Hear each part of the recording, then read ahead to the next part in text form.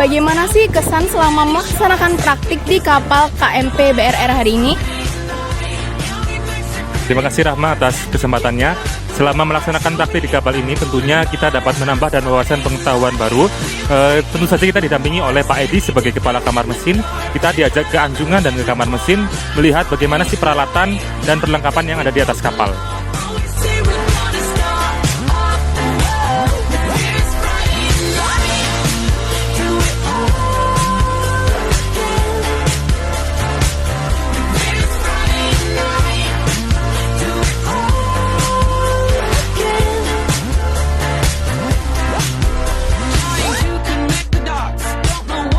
Otak pengelayat nih.